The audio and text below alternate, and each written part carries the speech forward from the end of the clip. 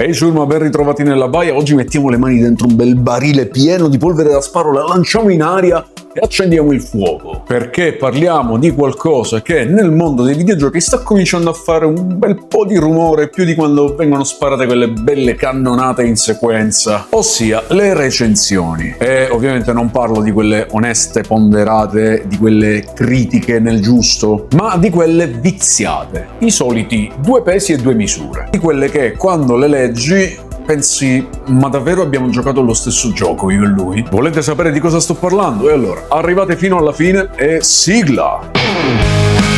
La baia di Ben! La baia di Ben!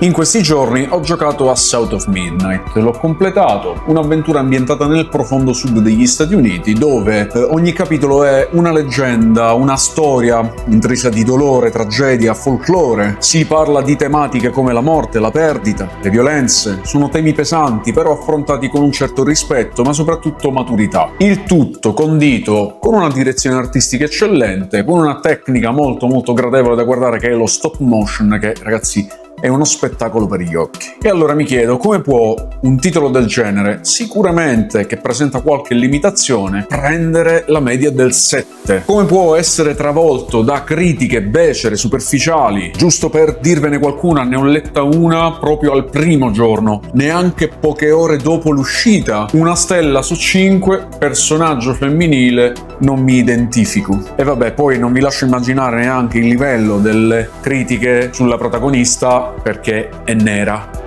Ma siamo in Alabama, quindi secondo qualcuno addirittura in questo caso ci sarebbe troppa diversità. Cioè oggi davvero siamo arrivati a questo punto? Ci sono persone che gridano all'agenda woke solo perché in una regione del mondo a maggioranza di afroamericani i personaggi sono afroamericani? E mentre South of Midnight riceve 7 e viene accusato di tutto questo senza motivo, giochi come Death Stranding, capolavoro indiscusso per molti, ricevono 10 come se piovesse. Ora parliamone. Death Stranding è un loop infinito di pacchi da consegnare, è una metafora, sì, anche molto interessante, ma stirata fino allo sfinimento. Un mondo desolato, vuoto, con una trama che ti ripete fino alla nausea che dobbiamo ricollegarci, dobbiamo unirci, dobbiamo amarci. La classica filosofia tradizionale giapponese spremuta fino all'ultima goccia, ma va bene così, perché dietro c'è Kojima, il maestro. Breve inciso, ragazzi, lo sapete benissimo che la creazione di questi contenuti richiede tempo, passione, energia, molti notti insonni al computer per montare questi video, quindi se vi piace quello che faccio lasciate un like e iscrivetevi al canale, perché per voi è poca roba ma per il canale è molto importante.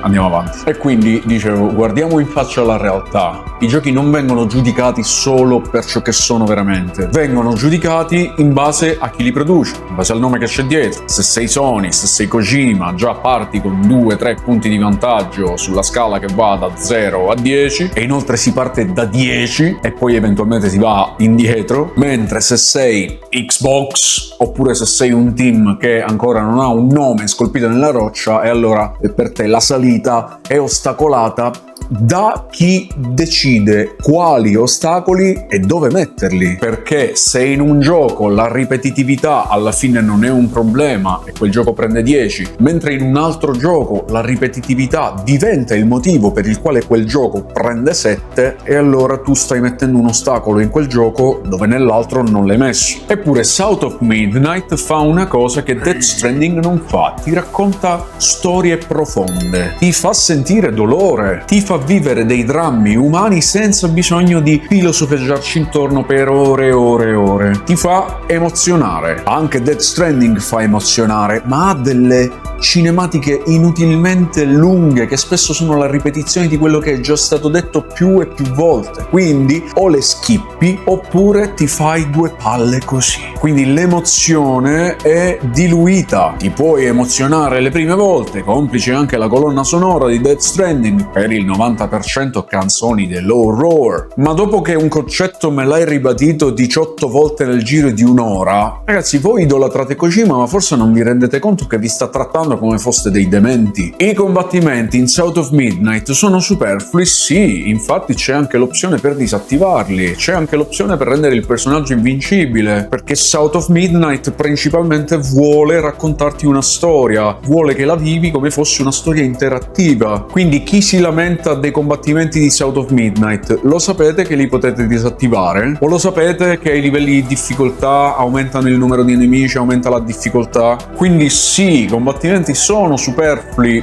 ma anche in Death Stranding si sarebbe potuto farne a meno. Le creature arenate o cambi strada oppure fai piano e le superi. I muli sono lì solo per rallentarti, alla fine gli tiri una valigetta in faccia, già li hai stesi, oppure con lo stealth sono facilmente abbattibili. Poi quando cominci a utilizzare i mezzi te ne fotti sia dei muli che delle creature arenate. Quindi qual è la differenza? Niente.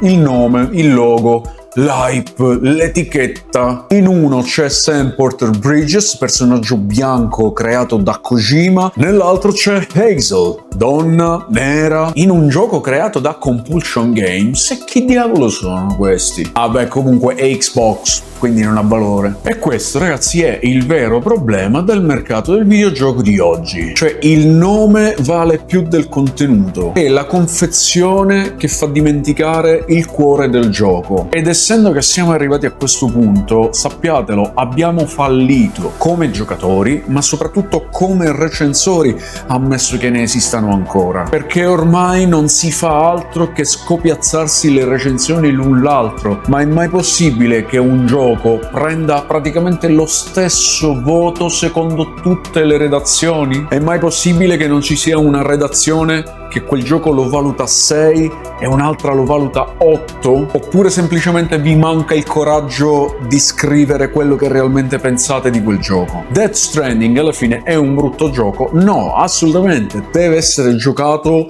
con un certo stato d'animo. Di sicuro non è uno di quei giochi che puoi farti nelle pause, devi essere proprio predisposto per godertelo. Io l'ho completato nuovamente di recente, ecco perché ve ne sto parlando, per rinfrescarmi un po' la memoria nell'attesa del secondo capitolo. E avevo totalmente rimosso quanto mi facesse due coglioni così questo gioco. E mi sono chiesto, infatti, dopo aver giocato South of Midnight, ma perché dare 10 a un gioco così, con evidenti limiti, difetti, riconosciuti anche da quegli stessi recensori? Cioè, io ancora ricordo delle frasi di alcune delle recensioni da 10 che distruggevano praticamente il gameplay di quel gioco. Ricordo una frase di una recensione addirittura backtracking doloroso, oppure che parlavano della lentezza eccessiva della trama. Poi però si arriva alla fine di quelle recensioni che lo stanno distruggendo per tutta la durata e poi il massimo dei voti. E poi invece South of Midnight, con una storia emozionante, coinvolgente, senza lungaggini inutili, concentrata in poco meno di 10 ore, quindi non ce l'hai neanche il tempo di annoiarti e notare la ripetitività. Sicuramente con qualche limitazione per quanto riguarda i combattimenti, ma per il resto cosa c'è da obiettare o criticare in quel gioco? E niente, 7. Quindi magari chi non lo conosce vede quel 7 e dice vabbè 7 non ne vale la pena, e si perdono un'esperienza eccellente come quella di South of Midnight perché qualcuno gli ha dato 7. Ragazzi, i voti non esistono, i voti non servono a nulla, i giochi vanno giocati. E voi ciurma, cosa ne pensate? Vi è mai capitato di sentire di aver giocato un titolo che forse meritava di più o di meno rispetto a quello che ha ricevuto nelle recensioni? Scrivetemelo tra i commenti e fatemi sentire la vostra voce. Vi ricordo che se volete potete utilizzare il tasto grazie sotto al video per lasciare qualche doblone nel forziere della baia, e farò levare i boccali e canti in vostro onore. Dal Capitano Ben è tutto, vi aspetto nella baia per una prossima avventura. Un saluto marmaglia. Oh oh!